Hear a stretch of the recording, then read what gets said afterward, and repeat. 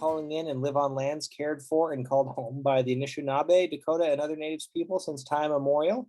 So we're glad from wherever you're calling in from that you are joining us tonight and here for our CCL training program, a weekly webinar program of Citizens Climate Lobby, and this week in partnership with Citizens Climate International, that provides CCL and CCI supporters like you and I with access to in-depth training opportunities on topics related to climate change and effective climate advocacy. I'm your host, Brett Cease, and tonight's topic is going to provide us a 2021 update from around the world. So thank you all for joining us. You're in for a real treat. We're going to have the chance to join CCI's Director of Programs, that's Citizens Climate International, Cathy Orlando, for a training that's highlighting what's going on around the world within CCI's network, what other countries are doing in terms of carbon pricing, why they're supporting that preferred policy, and how we're engaging them as citizens and constituents of the world. So with that, let me introduce our esteemed speaker tonight. Cathy Orlando, my good friend, works as Citizens Climate International's Program Director, where within an exceptional team, she creates the framework to empower volunteers to build political will for evidence-based climate action in over 60 countries worldwide. Cathy has been managing adult volunteers online since 2004, and Cathy is also a published scientist, first author twice. She started Citizens Climate Lobby's first international chapter in September of 2010 in Sudbury, Canada, and by November of the next year, she was directing CCL Canada as a full-time volunteer. She led the first delegations of CCL volunteers to the World Bank, and in 2017, she joined the international division at Citizens Climate Lobby. I know that Cathy wouldn't want me to brag for her on her behalf, but just a fun couple of little facts. Cathy is a recipient of the Queen Elizabeth II Diamond Jubilee Medal, the Desjardins Citizens Engagement Award from Climate Reality Canada, and the Senate of Canada's 150th Sesquicentennial Anniversary Unsung Heroes Medal. So with that, we're in for a real treat and a highly decorated individual joining us tonight. Cathy, the floor is yours, and thank you all for being here. Yeah, thanks for that introduction, Brett, and thank you everyone for being here. Start with our learning objectives. I'm just going to dive right in. The first thing I would like you to learn about is to gain a better understanding of Citizens Climate International. And with the last year in mind, we'll understand and highlight the benefits of carbon pricing. And I hope that our field reports from around the world by CCLers like you in many countries empowers you. So why Citizens Climate International? So in September 2017, I was hired as program to start helping volunteers in countries around the world. So when I started in September 2017, there was one active chapter in Latin America. Now we have active chapters in Colombia, Chile, and Mexico, with developing chapters in Belize, Peru, Venezuela, and Argentina. In Europe, when I started in September 2017, there was active chapters in the United Kingdom, Germany, Sweden, and Portugal. And we added 11 more countries and a total of 21 active chapters in Europe since I've started in my role here. Africa has exploded.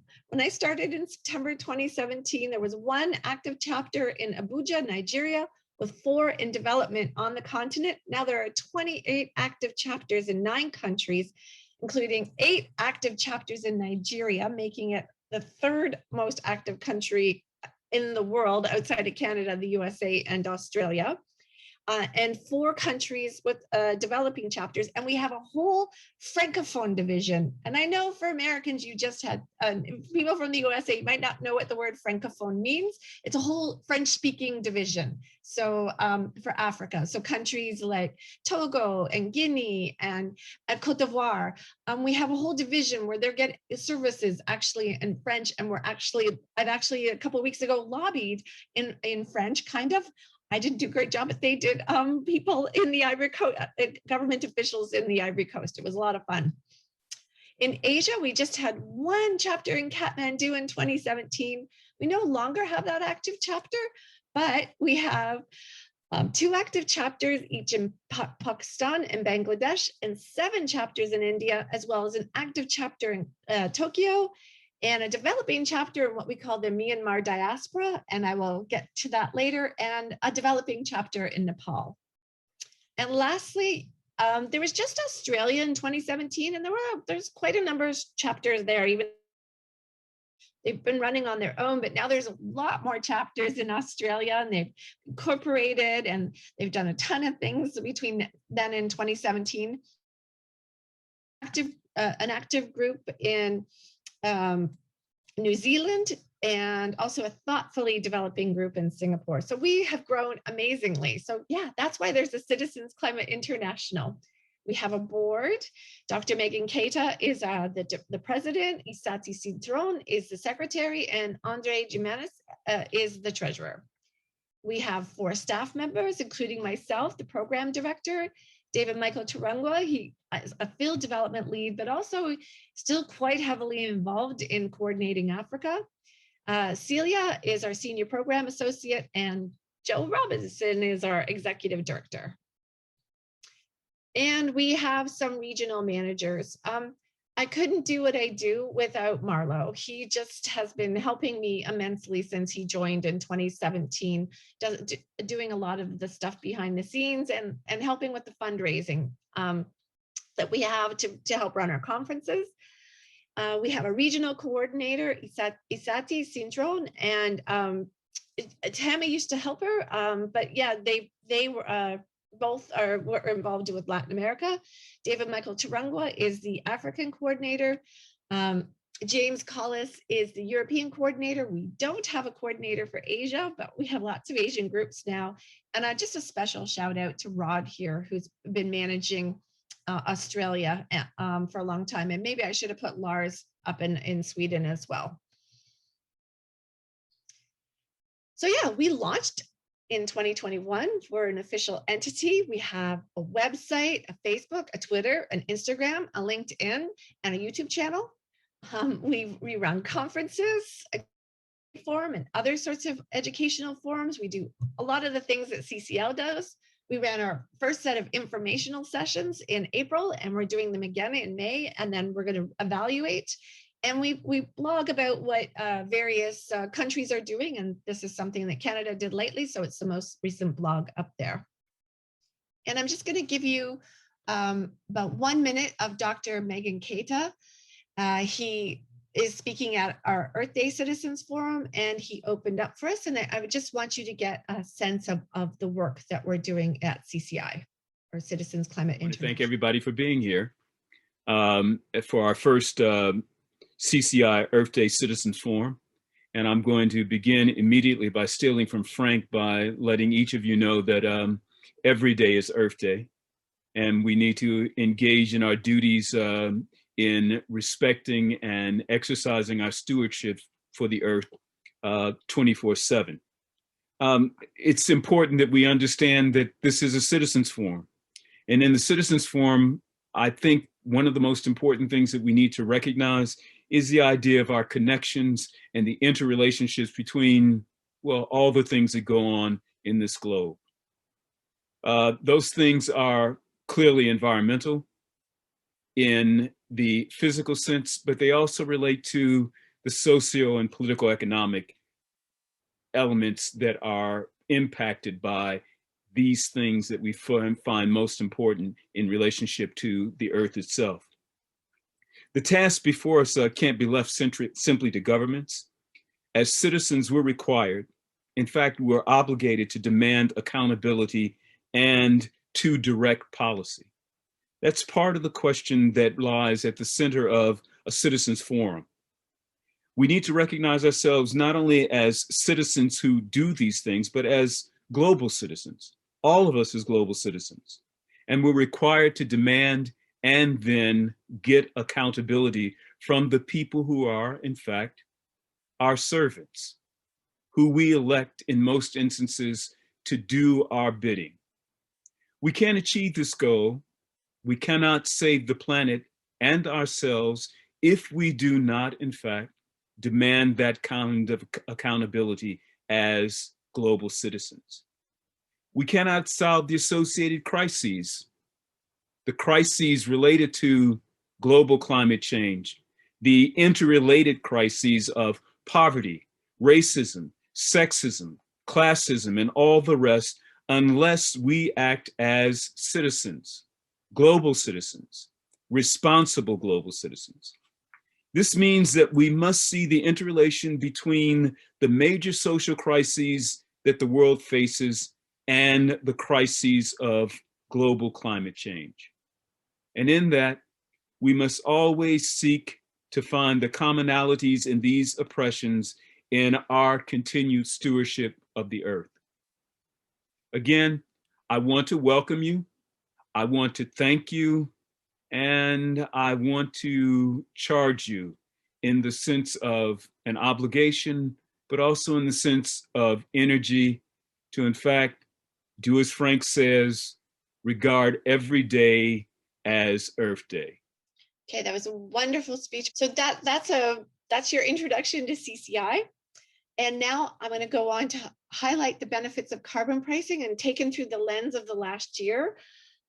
Some of the developments that have happened, because I haven't been here since before the COVID pandemic began.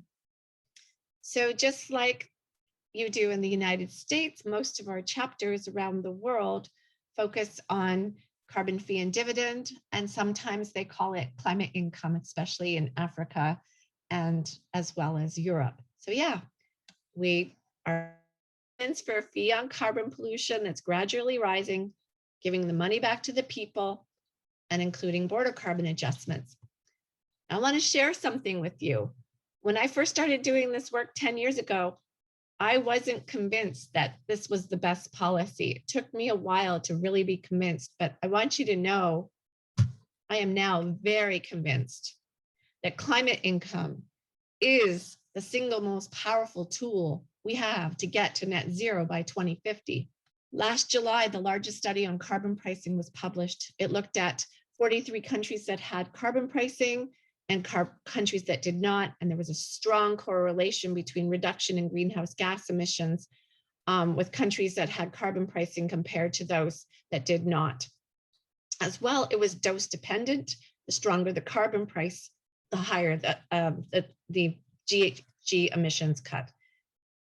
So real world studies that carbon pricing works. Citizens Climate Lobby has taken some data, the IPCC data, and rolled it out for the world, and pretty much has found that if carbon fee and dividend was implemented as we want, for it to go up at $10 per ton per year, we would see the world going into the safe zone for 2 degrees, not quite getting 1.5. So we're going to need other policies, but yeah, the data from the IPCC extrapolated certainly indicates that carbon pricing is quite an amazing tool to do this, especially if you want to get that carbon price up high. You're going to have to give the money back to the people. Those of you who know about On-Roads, you might know that you can go and play, but for those and figure out what's the best policies. But for those of you, please go play at the On-Roads Policy Simulator. This is their landing page, telling us right now the world is on track to raise temperatures by 3.6 degrees Celsius or 6.5 degrees Fahrenheit. You can go in and play with all these toggles and maximize everything you wish, and nothing comes close to carbon pricing. You maximize carbon price basically into the range that we suggest.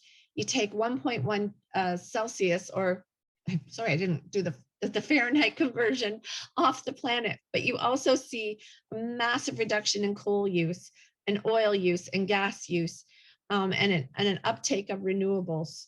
So very powerful. Nothing comes close to carbon pricing on the On-Roads Policy Simulator. And you just, need to electrify a few things, get some energy efficiency, play around with these things a bit, and we can get to 1.5C, but you should go convince yourself. Then Citizens Climate Lobby, one of our colleagues, Jerry Hinkle, has dug down into the data and has done a whole analysis that you can walk through with him by watching all the seminars that he gave. We've even got the data within our own house. And what gets me super excited about all these models is that most of them are so-called conservative. They can't take into consideration this concept called policy-induced innovation. So when a policy is introduced, sometimes things will happen that will just, that they can't account for, that companies and entrepreneurs and venture capitalists will start investing money because they know that this is where the puck is going. And you just can't model for that. But here's some of the biggest proof I think this will work. I don't know if you know this, but the Koch brothers were actually last year, not the Koch brothers, Koch Industries, because one of them is gone now. The Koch Industries were lobbying against the Energy and Innovation Act in the last Congress. And there were 10 carbon pricing bills in the congressional pipeline last year. And they were only lobbying against the Energy and Innovation and Carbon Dividend Act, which is the carbon fee and dividend bill that you're all working on. So yeah, I think that's proof that it'll work too. And then I can turn to my own country where we actually do have a carbon fee and dividend policy as our national policy.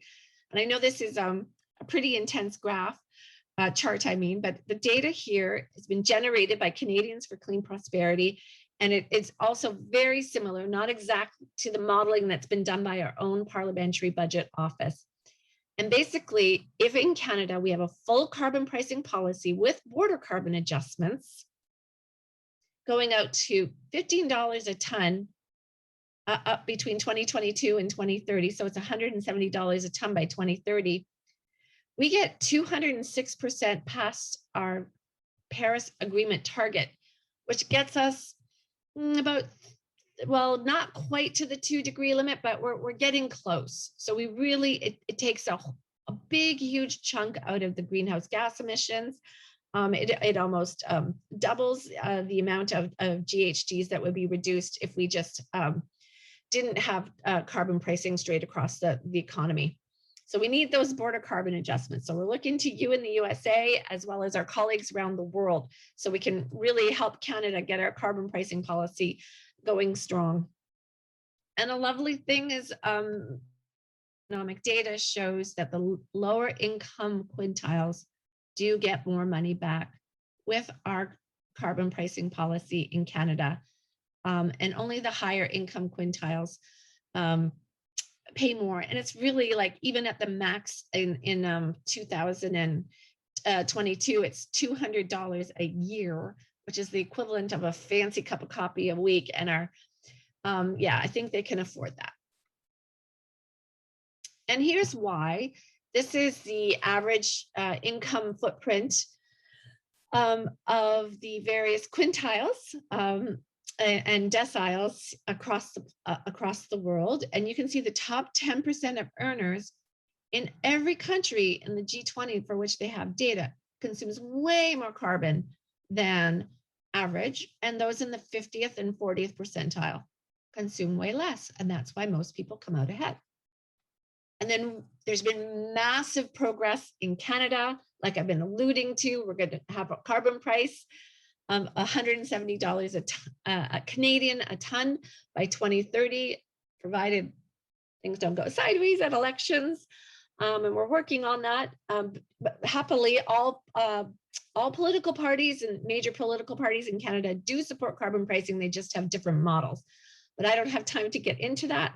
Our government is also exploring border carbon adjustments. I actually sat in a seminar at the WTO with 750 people, where the permanent mission of the Canadian mission of Canada at the WTO hosted this event where they discussed border carbon adjustments in the various sectors of the economy. On the next day, gave a presentation along with Dr. Ross Astoria and 2 other border carbon adjustments experts to members of the European Union, about 15 of them. And later, the European Union voted overwhelmingly, not unanimously, to support border carbon adjustments in 2023. So that's the members of the European Parliament did that. And then the best thing happened on March 25th is 6 out of 9 judges of the Supreme Court of Canada ruled on the constitutionality of the Greenhouse Gas Pollution Pricing Act, and ruled that it is constitutional and government has the right to do that. So that's very exciting. So we are working behind the scenes to make border carbon adjustments happen. It's a wonderful video where we're doing this project with an organization called Zero C. Thank you so much, Cathy, and hi everybody. My name's Izzy. I'm a senior campaign manager at the Zero Carbon campaign, and I'm here to talk to you about a new intervention that we're launching today in collaboration with Citizens Climate International to try and persuade the UK government to demonstrate ambitious leadership on carbon pricing at the G7. But before I dive into what we're trying to achieve and why we need your help, let me first say a little bit more about the Zero Carbon campaign. We're a UK-based advocacy organisation that's calling on our government to implement stronger, fairer and more consistent carbon pricing as a core part of their policy roadmap to net zero. I'm pleased to note that we and other carbon pricing advocates have been successful in driving some true domestic ambition in this space. But as always, there's more work to do, and who better to collaborate with than CCL members? Although we're UK-based, we recognise that emissions do not end at the UK's borders, and neither should carbon pricing. If we're going to have any chance of delivering on the goals of the Paris Agreement, then we urgently need to address the fact that 80% of global emissions remain unpriced. However, given issues of negotiations in the past, Article 6 is not likely to be front and centre of this year's COP. It's clear that we need to start exploring alternative solutions, and that's why we're talking to you today. We believe, as we know that CCL members do, that border carbon adjustment mechanisms can play a vital role in driving progress towards a global agreement on carbon pricing. A multilateral commitment to implementing BCAs would have multiple benefits, as I know listeners will be aware, including preventing offshoring, protecting jobs, and raising funds for the low carbon transition. So what will it take to achieve alignment on the benefits of border carbon adjustments?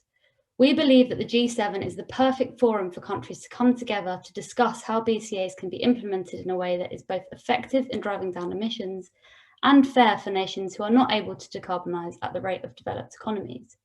The UK, as president of the G7, has an opportunity to drive real progress on this issue and set the scene for a successful COP. What's more, we know that the UK government is supportive of border carbon adjustments as an effective climate mitigation policy. But in order for all this potential to be realised, the government needs to know that all international eyes are on them to step up and lead ahead of the summit. And that's where you come in. We need to coalesce high-level international support behind this call for the government to champion border carbon adjustments at the G7. And we need everybody listening to help us persuade national climate ambassadors, ministers, and other influential diplomatic figures to sign our open letter to the UK Prime Minister, Boris Johnson. So how can you help build this coalition of persuasive letter signatories? Just by actioning a few simple steps. Step 1, identify your targets. We've been working with CCL International to compile a list of targets to approach to sign our letter. These have been categorised by country to make it quick and easy for volunteers around the world to identify targets from their countries of citizenship, but there's no rules about who or how many targets you can contact.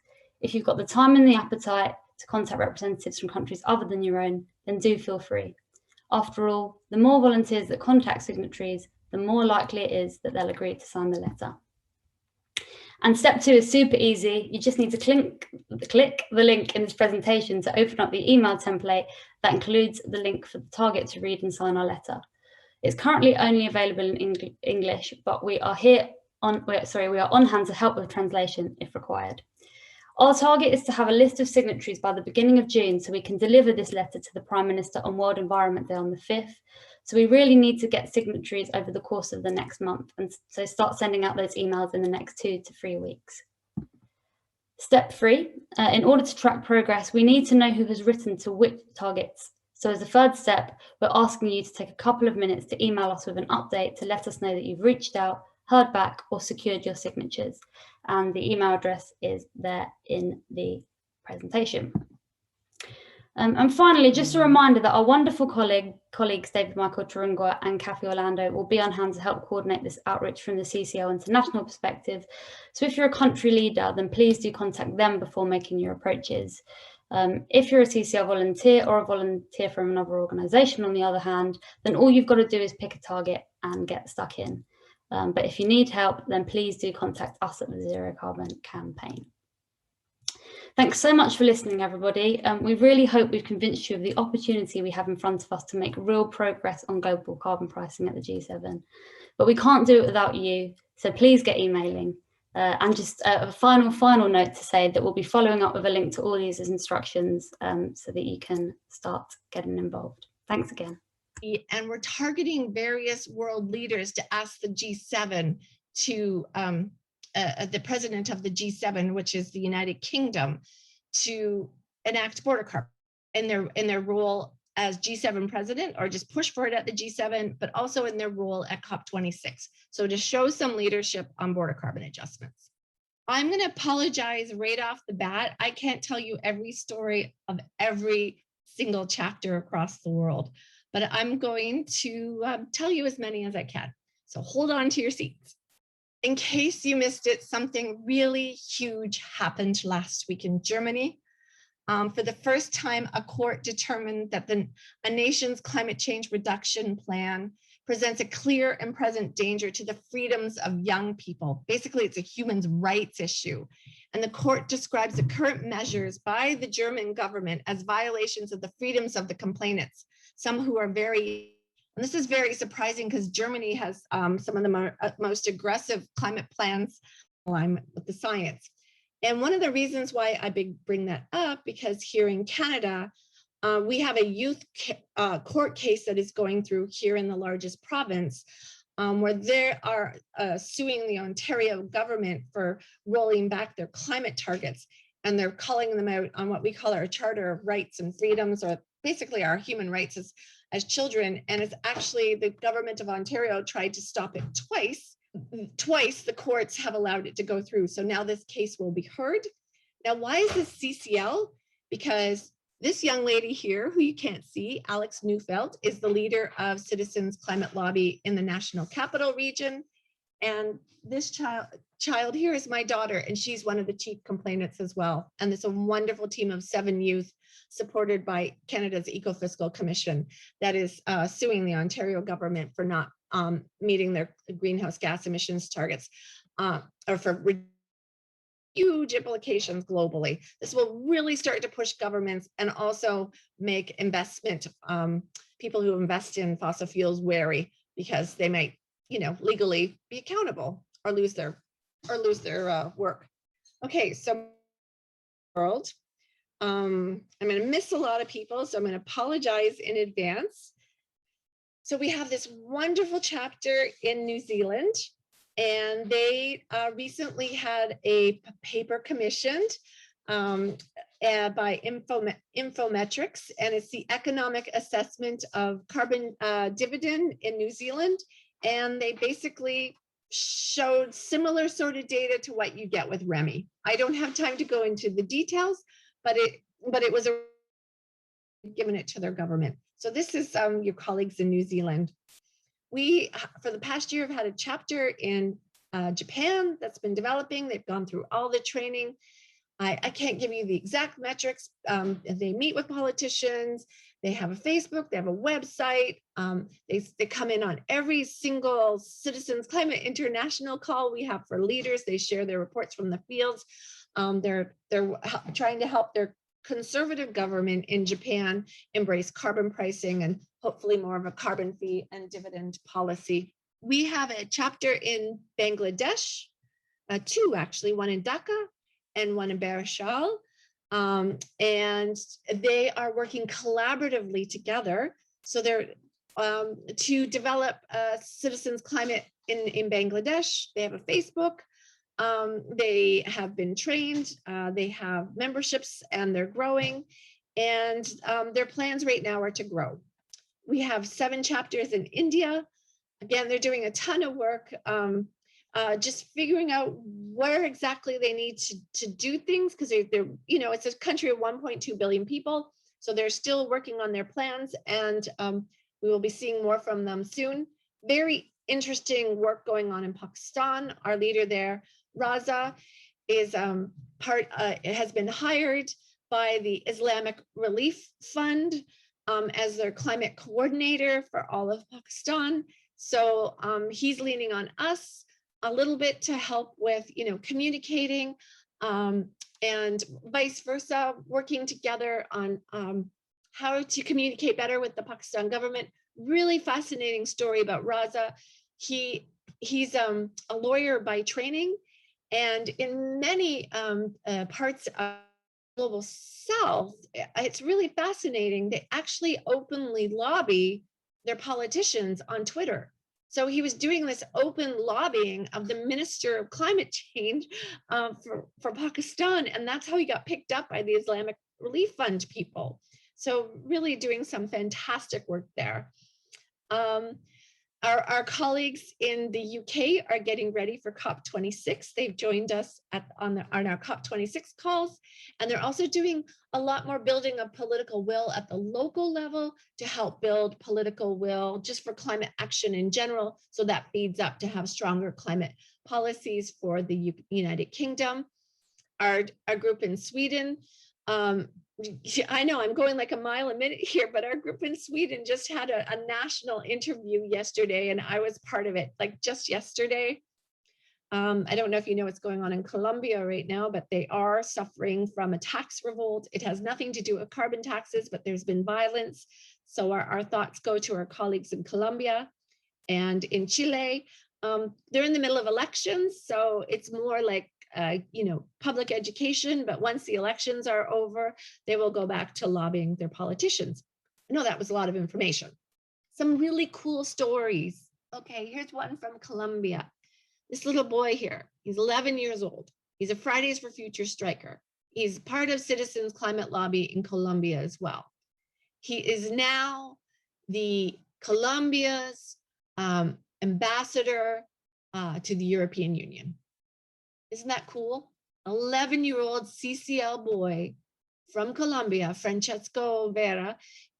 He is the ambassador, the Colombian goodwill ambassador to the European Union. This is the sort of work your colleagues are doing, building connection links. It's a beautiful story. He's an incredible young man. I alluded to before that we're working with a group called the Myanmar Diaspora. It's the longest running civil war on the planet. It's like 50 years old or something. Millions of people have been displaced out of Myanmar, which is the country on the other side of Bangladesh. And so there's this diaspora, a collection of people who no longer live in Burma, but who are watching what is happening in Burma or Myanmar.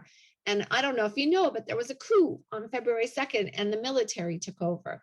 So this young lady, Yan, who's a member of CCL, got the idea that the organization that she's been working with, which is, could do some work with building democracy back up in Myanmar.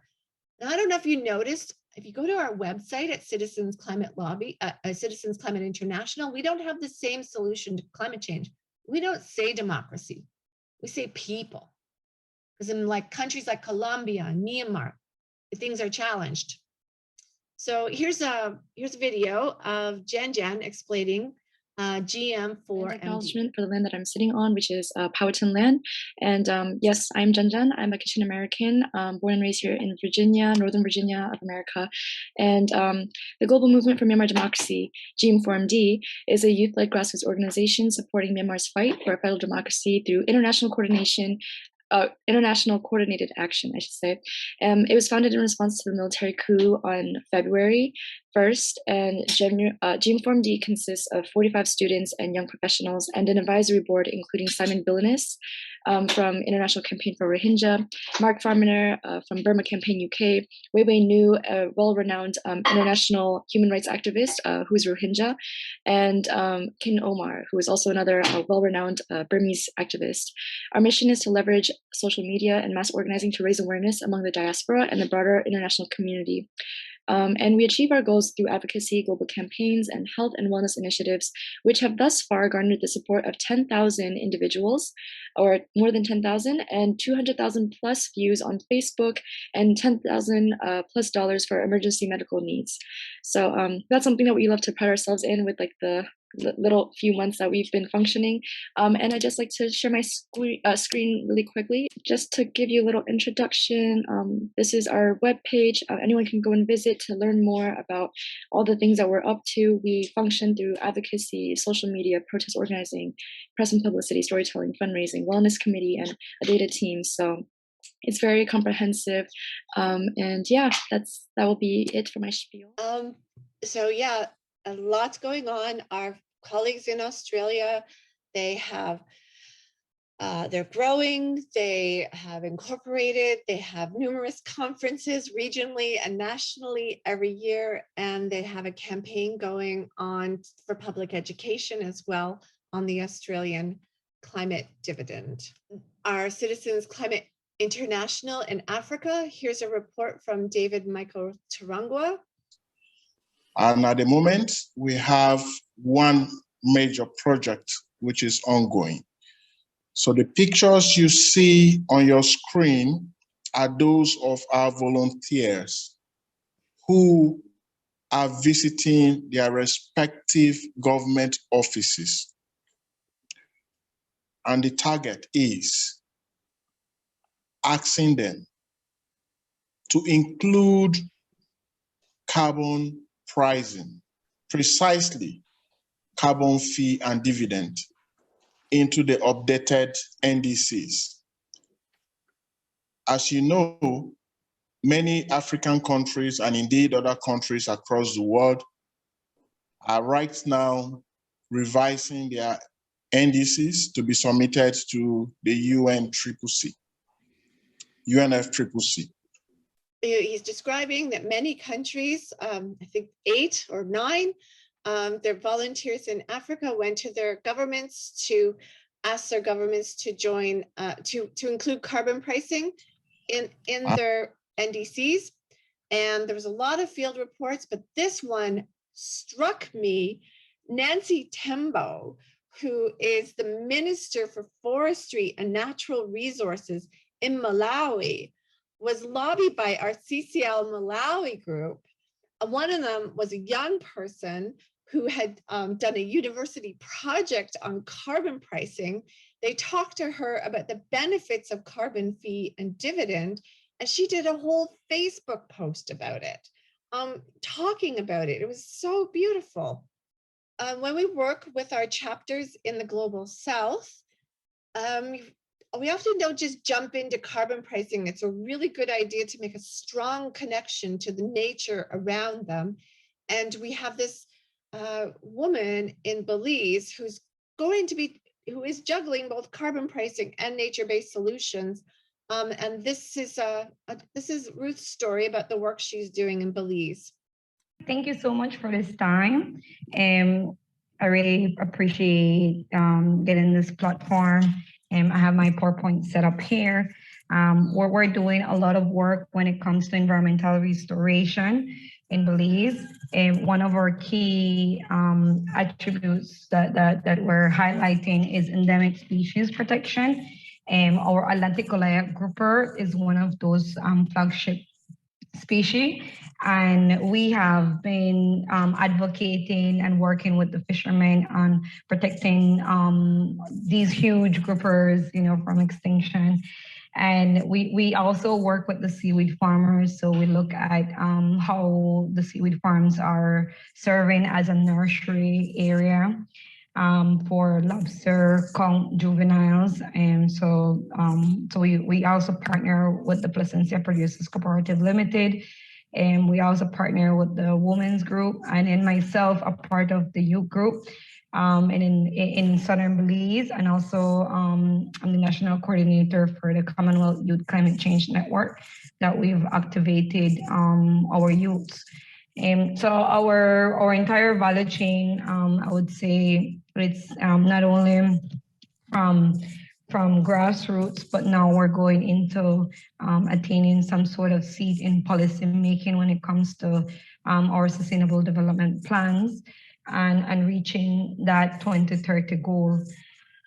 So for now, I would just like to say thank you so much for creating this platform. Okay, and then most recently, Canada we had a pan-Canadian brunch with our provincial parliamentarians, which is the equivalent of your state legislatures people. It's a full-time job. And in total, we had 108 of our volunteers managed to get 18 provincial parliamentarians into this Zoom call with these experts and youth. And then we went into breakout sessions and lobbied our face-to-face in Zoom sessions members from of the provincial legislature for Ontario, Manitoba, Alberta, and British Columbia. It was really cool. We also work behind the scenes at the G7 and the G20 and COP26, and I don't have time to go into all that work, but it's a very influential year. And I'll end. So this is James at Citizens Climate Europe. James, he manages the group that lobbies at the European Union level, and he spent a lot of time with myself and Jess behind the scenes working at the G7 in trying to enhance the knowledge of the civil society networks that lobby directly our leaders in the G7 to include more ideas about carbon pricing and border carbon adjustments. It was a lot of work this year, so kudos to James.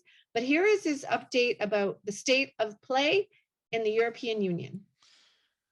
Hi, my name's James Collis, and I'm the Regional Coordinator for Citizens Climate Lobby here in Europe. I talk to you about a couple of things. Firstly, what's happening in Europe, what we know is happening and what we think will happen next. And secondly, what our priorities are for the coming months. So the first major news is the EU passed into legislation the climate law. This commits the EU to 55% emissions reductions by 2030 and the net zero goal by 2050.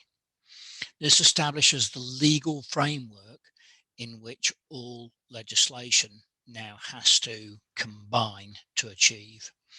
There are a number of instruments under review, and the answer will come from how these particular tools are combined. The EU Commission is scheduled to present its approach in June-July timeframe, and our assessment is what we're likely to see is that the ETS for energy and large industry will continue. There will be a second ETS for buildings and transport, and a notional ETS will be introduced to support the border carbon adjustment to put a price on imported emissions. Significantly, for the first time, we believe there's an opportunity to explore legislation for some form of payment back to citizens.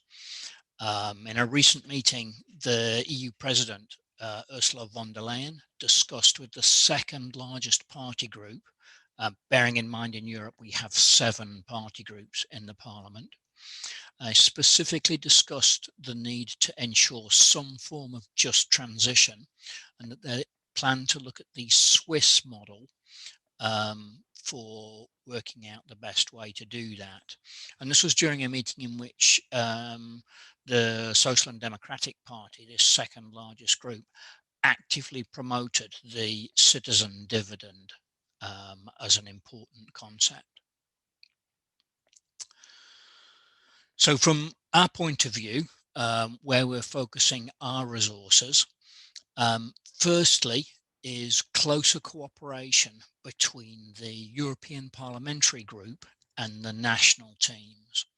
And the reason for this is the next stage of legislative negotiation involves the European Parliament, where we've been focused up till now, and includes the Commission and the national governments of the 20+ countries across Europe. This means we need to coordinate much better with the national teams in those countries if we're going to be effective in lobbying for consistent European legislation. The second focus area for us is on a piece of legislation called the Energy Taxation Directive. This gives us the opportunity to create a direct link between greenhouse gas emissions and a carbon price. And whilst it isn't going to replace the ETS and a number of the other tools in the short term, we believe it has the long-term capacity to add value and become a more significant tool in the different legislation to achieve the reductions that we need.